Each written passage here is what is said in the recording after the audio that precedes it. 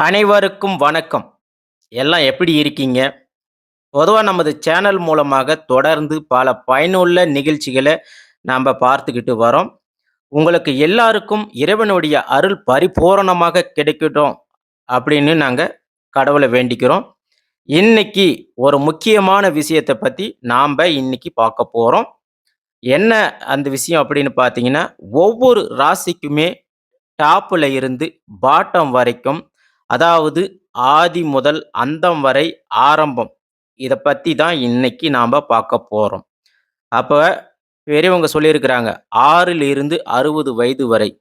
இந்த 6ல இருந்து 60, அதற்கு பிறகு 80, 90, 100 வயசு அப்படி எல்லாம் நம்ப வாழக்கூடிய இந்த வாழ்க்கைய வச்சு தாங்க எல்லாமே உங்களுக்கு அமையும்.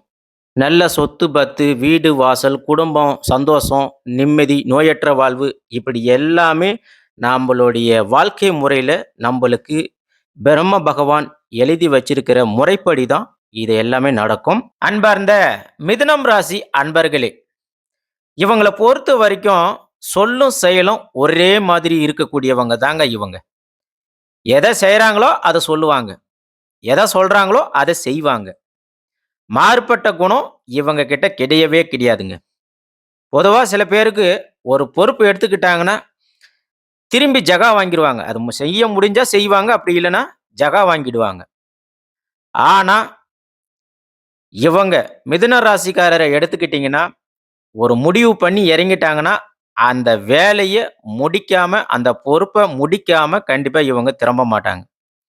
அத செஞ்சே தீரணும் அப்படின்னு ஒரே முடிவோட இருந்து வெற்றிய காணக்கூடியவங்க. அது கண்டிப்பா யாருகிட்ட இருக்கு அப்படின்னு கேட்டீங்கன்னா, கண்டிப்பா மிதுன ராசிக்காரர்கிட்ட அது இருக்கு. இது இவங்களுடைய மிகப்பெரிய பிளஸ் பாயிண்ட்டுங்க. பொதுவா எல்லா ராசியிலயுமே சரிங்க. ஒரு சக்சஸ்ஃபுல்லா பெர்சனாக ஒரு செயல முடிக்கிறாங்கன்னா, அது கண்டிப்பாக மிதுன ராசிக்காரர் தான் சிறந்த நபர்களாக இருப்பாங்க. ஏன்னா, அவங்க கிட்ட தான் அந்த ஒரு செயல முடிக்கணுன்றதுக்கான தைரியம், அது செஞ்சே முடிச்சாகணுன்ற ஒரு பொறுப்பு எல்லாமே இவங்ககிட்ட இருக்கும். அப்படிப்பட்ட மிதுனம் ராசிக்காரர்களுக்கு ஆரம்ப காலகட்டம் முதல் 100 ஆண்டுகள் வரை இவங்களுடைய வாழ்க்கை முறை எப்படி இருக்கு என்பதை பற்றி நாம பார்க்கலாங்க. பொதுவா ஆரம்ப காலகட்டத்திலேயே மிதுனம் ராசிக்காரர்கள் ரொம்ப தோய்வா இருப்பாங்க. அதாவது இவங்க ரொம்ப ரொம்ப தோய்வா இருப்பாங்க. அதாவது மிதுன ராசிக்காரங்களுக்கு புத்தி கூர்மையாக உடையவர்கள். ஆனா, இந்த புத்தி அது உடனே அவங்களுக்கு வேலை செய்யாதுங்க. பொதுவா இவங்க மிதுன ராசிக்காரர்கிட்ட ஒரு வேலைய சொல்லிட்டீங்கன்னா, எடுத்த உடனேலாம் அவங்க செய்ய மாட்டாங்க. அது என்ன? எப்படி? அப்படின்னு எல்லாமே ஆராய்ஞ்சு, அதுக்கு பிறகு தான் அந்த வேலையவே செஞ்சு முடிப்பாங்க.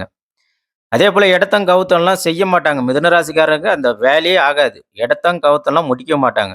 ஒரு விஷயத்த சொன்னீங்கன்னா, அத ஆராய்ஞ்சு, யோசிச்சு, இந்த வேலைய இப்படி செய்யலாமா? அப்படி செய்யலாமா? அப்படின்னு ஒரு நேர்மையான ஒரு வழியில அந்த முடிவை எடுக்கக்கூடியவங்க இந்த மிதுன ராசிக்காரர்கள். நாம ஏற்கனவே சொன்னது மாதிரி தான். ஒரு விஷயத்த எடுத்தோமா, கவுத்தோமா அப்படின்னு அவங்களுக்கு செய்ய தெரியாது, பண்ண வராது. அப்ப இந்த மிதுன ராசிக்காரர்கள் ஒரு விஷயத்த யோசிச்சு செயல்படுறாங்கன்னா, அவங்க ஒரு வெற்றியாளர்களாகத்தாங்க இருப்பாங்க. அதே போல ஒரு விஷயத்த யோசிச்சு நேர் வழியில போகக்கூடியவர்கள் இவங்க மட்டும் தான் இருப்பாங்க. மிதுன ராசிக்காரர்கள் மட்டும் தான். அப்ப அந்த ஆரம்ப காலகட்டத்தில தோய்வு இருந்தாலும், அதே போல அந்த இடத்துல அவங்களுக்கு ஒரு அங்கீகாரம்ன்றது கண்டிப்பா கிடைக்காது. கிடைச்சிருக்க வாய்ப்பு இல்ல. அப்ப அந்த மிதுனம் ராசிக்காரர்கள் உங்களுக்கு அங்கீகாரம் கிடைக்கல அப்படின்றதுனால, உங்களுக்கு மன வருத்தம் கண்டிப்பாக வேண்டாம். நீங்க அத கவலைப்பட வேண்டிய விஷயமும் கிடையாதுங்க. அதேபோல இந்த மிதுனம் ராசிக்காரர்கள் என்னதான் அவங்க வழியில போனாலும், மக்கள் பார்வையில இவங்க பின்னாடி ஒரு கெட்ட பேர் இருந்துட்டே இருக்கும். அதேபோல மக்கள்கிட்ட இவங்க என்னைக்குமே ஒரு நல்ல பேர் வாங்குறதுக்குள்ள இவங்க ரொம்ப கஷ்டப்படுவாங்க. ஆனா, மிதுனம் ராசிக்காரர்கள பொறுத்தவரைக்கும் எப்பயுமே வந்து பார்த்தீங்கன்னா, அவங்களுடைய கெத்து தாங்க மெயினு. அந்த கெத்த எக்காரணத்த கொண்டு விட்றாதீங்க. அதுதான் உங்களுக்கு பிளஸ் பாயிண்ட். ஓகேங்களா?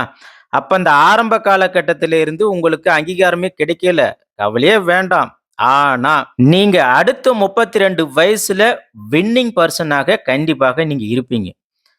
உங்களுக்கு நான் எழுதி தரேன். நீங்க தான் அந்த 32 வயசு உங்களுக்கு வரும்போது மிதுனம் ராசிக்காரர்கள் நீங்க ஒரு வின்னிங் பெர்சனா டாப்ல இருப்பீங்க. உங்கள எல்லாரும் திரும்பி பார்ப்பாங்க. அத அடிச்சு சொல்றேன். நான் எழுதியும் தரேன். இன்னும் சொல்லப்போனா, உங்களுக்கு 26 வயசு இல்ல 25 வயசு எப்போ உங்களுக்கு ஆரம்பமோ, அப்பவே உங்களுக்கு நல்லது ஸ்டார்ட் ஆயிடும்.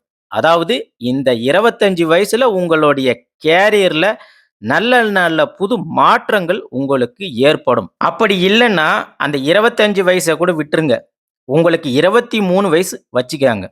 அப்ப அந்த 23 வயசுன்னும்போது, 25 வயசு வரைக்கும் அதாவது 2, 3, 5 5ஆம் இடத்திலிருந்து நீங்க பார்த்தீங்கன்னா, உங்களுடைய கேரியர் ஏற்கனவே ஸ்டார்ட் ஆயிடுச்சு. அதுவரைக்கும் நீங்க பார்த்தீங்கன்னா, அதாவது இந்த 23 வயசுக்கு முன்னாடியே இந்த கேரியர் உங்களுக்கு ஸ்டார்ட் ஆகுது. அதேபோல இந்த மிதுன லக்னத்துக்கும் இது பொருந்துமா அப்படின்னு கேட்டீங்கன்னா, கண்டிப்பாக இது பொருந்தும். மிதுனம் ராசிக்காரர்களும் சரி, மிதுன லக்னத்துக்காரர்களுக்கும் சரி, இவங்கள பொறுத்தவரைக்கும் ஒரு காரியவாதிகள். அதேபோல அனுகூலம் மிக்கவர்கள். அடுத்ததா இந்த மிதுன ராசிக்காரர்கள பொறுத்தவரைக்கும், அடுத்த கட்டத்துக்கு முன்னேறும் என்ற ஆசை இவங்க கிட்ட அதிகமாக இருக்குங்க. ஒரு விஷயமா இருக்கட்டும், அதுக்கு மேலும் மேலும் முன்னேறி போணும் அப்படின்ற எண்ணம் இவங்க கிட்ட இருக்கு. ஆனா, இதுவே இவங்க கிட்ட பேராசையா இருக்கவே இருக்காது. அப்படிப்பட்ட மிதுன ராசிக்காரர்கள், இவங்க ஆளத் தெரிந்தவர்கள், ஆளுமை திறன் மிக்கவர்களாக இருப்பாங்க. அதேபோல இவங்க ஆரம்ப காலகட்டத்தில இன்னும் கொஞ்சம் நல்லா வரணும் அப்படின்னு நினைச்சாங்கன்னா, கண்டிப்பாக இவங்க முருகப்பெருமானையும், பெருமாளையும் ஒருமித்தமாக வணங்க வேண்டும்.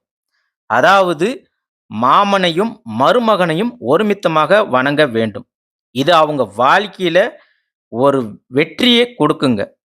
சில பேருக்கு பெருமாள் மட்டும் தான் வணங்குவாங்க. அப்படி இல்ல.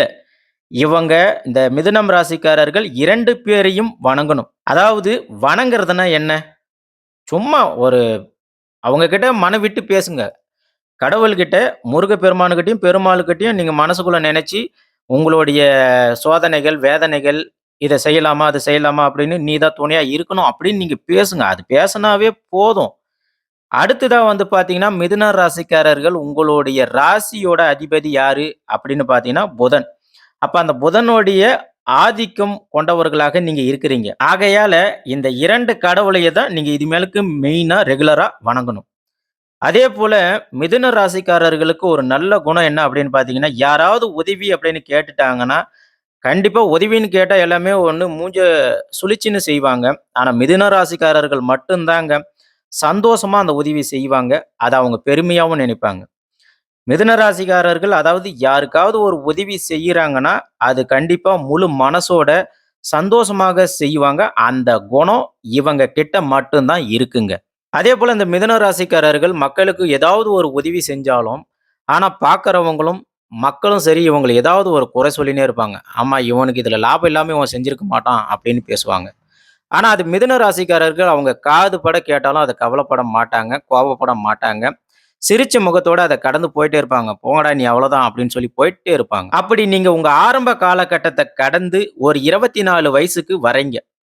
வரும்போது உங்களுக்கு ஒரு நல்ல வாய்ப்பு கிடைக்கும். அந்த நல்ல வாய்ப்பு என்ன அப்படின்னு பார்த்தீங்கன்னா, உங்களுக்கு கல்யாணம், வேலை கிடைச்சிடும். ஆனா, இப்ப நீங்க சில பேரு நினைப்பீங்க, கேட்பீங்க. அது என்ன அப்படின்னு பார்த்தீங்கன்னா, "நீங்க இப்படிதான் சொல்றீங்க. எனக்கு கல்யாணமும் ஆகல. இதுவரைக்கும் எனக்கு வேலையும் கிடைக்கல." அப்படின்னு கண்டிப்பாக நினைப்பீங்க, கேட்பீங்க. பொதுவா உங்களுடைய ஜன்ம ஜாதகத்தின்படி ஒவ்வொருத்தருக்கும் உங்க நேரப்படி இது எல்லாமே மாறுபடும். அதனால நீங்க ஒண்ணும் கவலைப்பட வேண்டியதெல்லாம் கிடையாதுங்க.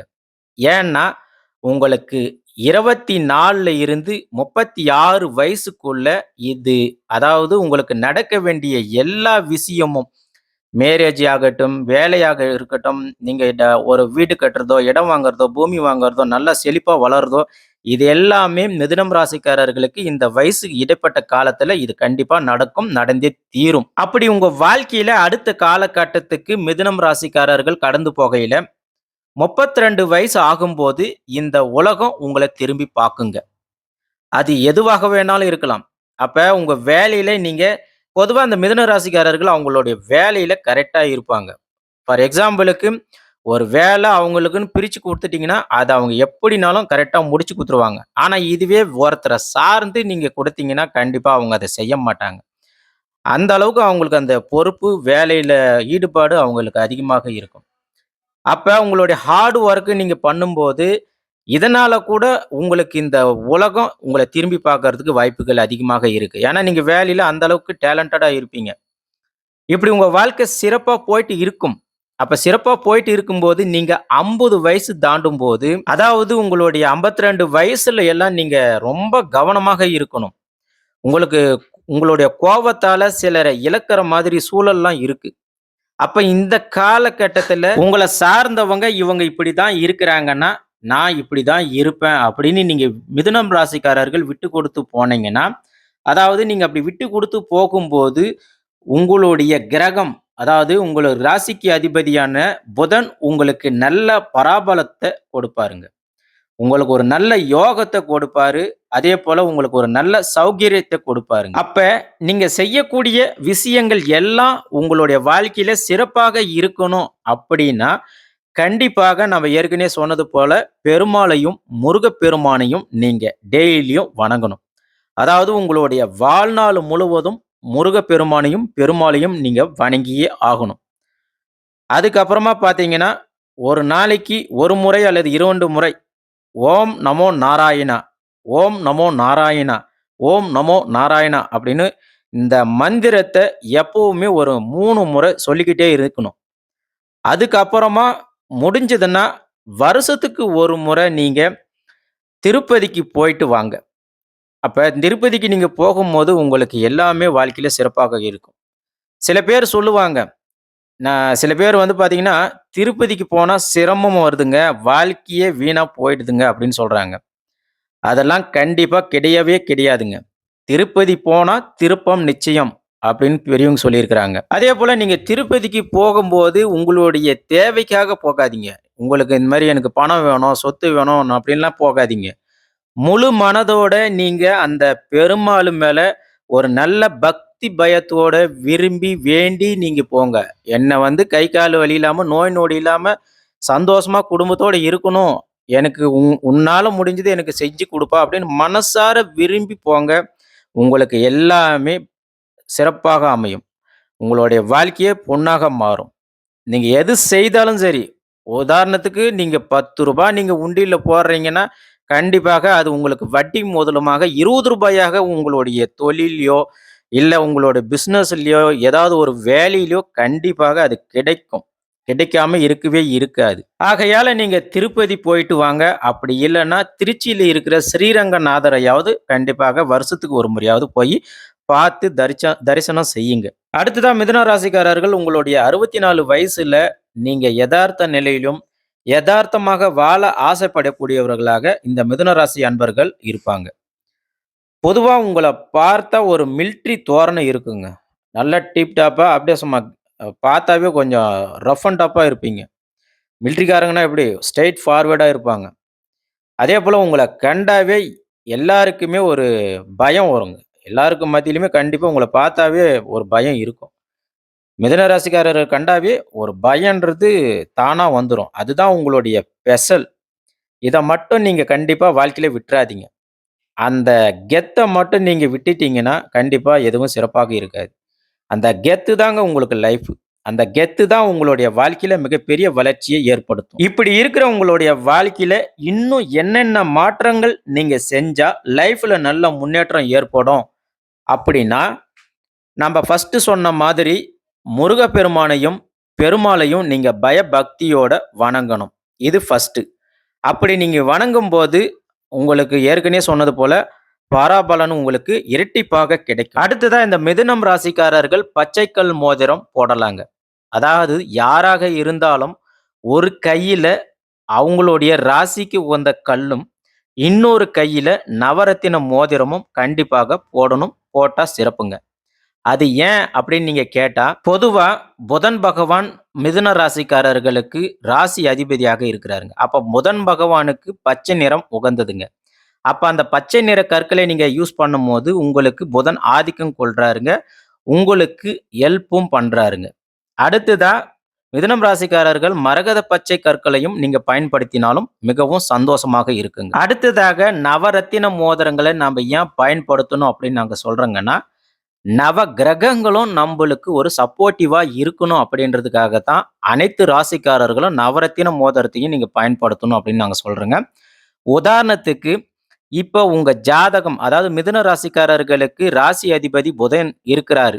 அப்ப அவர் உங்க ஜாதகத்துல வீக்கா இருக்கலாம். ஒருவேளை பகை பெற்றிருக்கலாம், இல்ல நீசம் பெற்றிருக்கலாம். அப்படி இருக்கும் பட்சத்துல நீங்க பச்சை கற்கள் மோதிரத்த பயன்படுத்தும்போது, அது உங்களுக்கு வேலை செய்யாது. அப்ப அது வேலை செய்யல அப்படின்ற பட்சத்துல, நீங்க நவரத்தின மோதிரத்தையும் சேர்த்து நீங்க பயன்படுத்தும்போது, உங்களுக்கு இந்த 2 மோதிரமும் வேலை செய்யுங்க. அப்ப உங்களுடைய வாழ்க்கையில நீங்க அனைத்தையும் வெற்றி காணலாங்க. அதேபோல மிதுன ராசி ஆண்களாக இருக்கட்டும், பெண்களாக இருக்கட்டும், தயவு செய்து நீங்க ஆபரணம் இல்லாம இருக்காதீங்க. ஏதாவது ஒரு ஆபரணம். அது மோதிரமாக இருக்கலாம், பிரேஸ்லெட்டாக இருக்கலாம், செயினாக இருக்கட்லாம். ஏதாவது ஒரு ஆபரணம் கண்டிப்பாக நீங்க யூஸ் பண்ணணும். பயன்படுத்தினால் உங்களுக்கு சிறப்பு. அதே மட்டும் இல்லாம மிதுன ராசிக்காரர்கள் ஆண்களும் சரி, பெண்களும் சரி எப்பவுமே அழகாக இருப்பீங்க. அந்த அழகுக்கு மேலும் நீங்க அழகு சேர்த்தணும். அப்ப நல்ல ட்ரெஸ்ஸிங் பண்ணுங்க. நல்ல டிப் டாப்பா இருங்க.